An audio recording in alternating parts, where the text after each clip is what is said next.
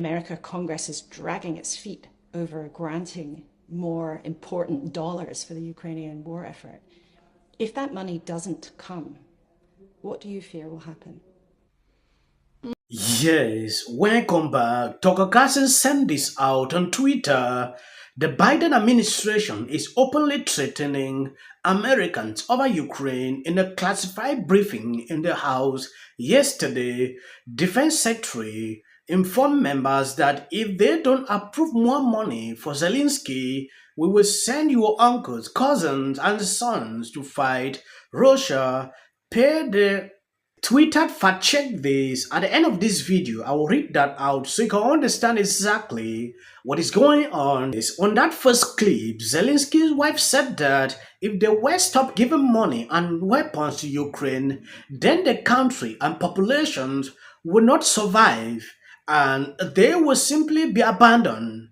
America Congress is dragging its feet over granting more important dollars for the Ukrainian war effort. If that money doesn't come, what do you fear will happen? Well, it's a very complicated situation. Yes, really.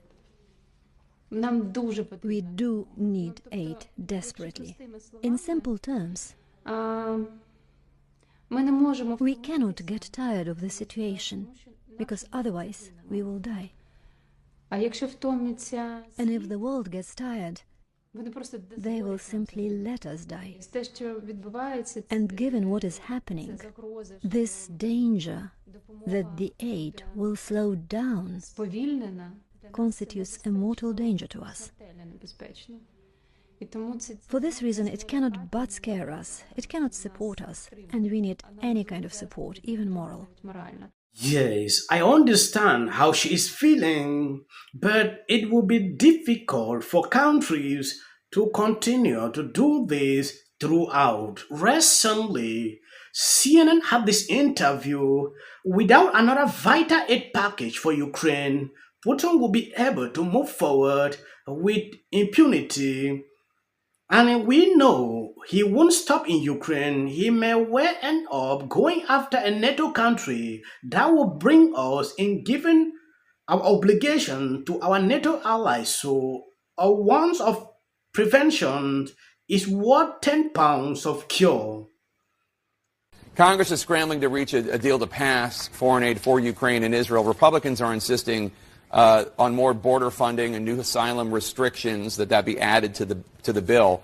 What would it mean for Ukraine and Israel if Congress does not pass any additional support by the end of the year? And why not agree to tougher border protections, which is an issue of national security as well?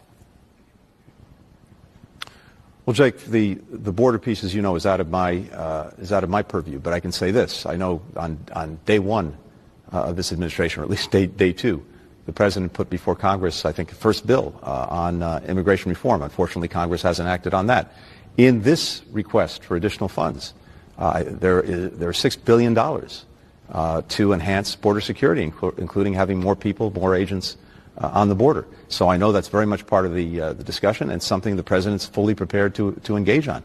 But in terms of what it would mean for Ukraine, what it would mean for Israel, what it would mean for our efforts to be competitive in the Indo-Pacific, I think the only people who'd be happy if this supplemental budget request is not voted on and approved by Congress are sitting in Moscow, sitting in Tehran, sitting in Beijing. For Ukraine, this is absolutely vital. They've made remarkable progress over the last year in pushing back Russian aggression, taking back more than 50% of the territory that was seized since February of 2022. But they're in a ferocious battle now in the south and the east. We are running out of funding for them. By the way, 90% of the assistance, the security assistance that we provided Ukraine, is actually invested right here in the United States, to our companies, to our manufacturers. Similarly, we've had extraordinary burden sharing with our allies and partners. We've provided very significant assistance, about $70 billion over the last 2 years. Our European friends and partners beyond Europe, more than $110 billion for Ukraine. So we have the burden sharing that we need. This is a time to really step up because if we don't, we know what happens. Putin will be able to move forward with impunity, and we know he won't stop in Ukraine. And he may well end up going after a NATO country. That would bring us in, given our obligations to our NATO allies. So here, an ounce of prevention is really worth 10 pounds of cure. When you take a look at what is going on, you have watched this video, you have not heard anything about, putting an end to this war. All these people think of superpower. Now, he has made it clear, they need to continue to do this because if they allow Putin to win, he might as well decide to go after another country. So that is the main reason they have to continue, to pump in money in Ukraine. I said something on this clip where Tucker Carlson actually sent this out. The Biden administration is openly threatening Americans over Ukraine. In a classified briefing in the House yesterday, Defense Secretary Austin informed members that if they don't approve more money for Zelensky, we will send your uncle, cousin, and sons to fight Russia. Twitter had to fact-check this.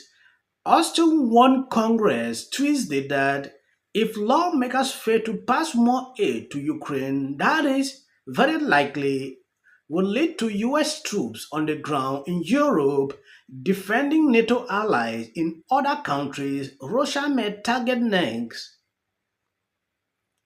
When Tucker Carlson sent this out, a lot of people started saying, oh, this is another conspiracy theory he's trying to bring out. When I saw this, it reminded me this war will not end. From the look of things, it might last for a very long time, that we didn't even see coming. If someone told me that this war could last a year, I would say it's a lie. It is just like what we see in Palestine, Israel. This is something that will take a very long time. It's like gradually, escalating to different levels. At the end of the day, time is going. People are dying on a daily basis. I really wish we could live in a world, where this is not happening. But it is extremely difficult. You saw the debate where Vivid actually triggered a lot of people, relating to what is happening. I don't know if you saw the short clip. Take a look at this. I want to say one thing about the tie to Ukraine, if I may. So foreign policy experience is not the same as foreign policy wisdom. I want everybody at home to note that I was the first person to say we need a reasonable peace deal in Ukraine.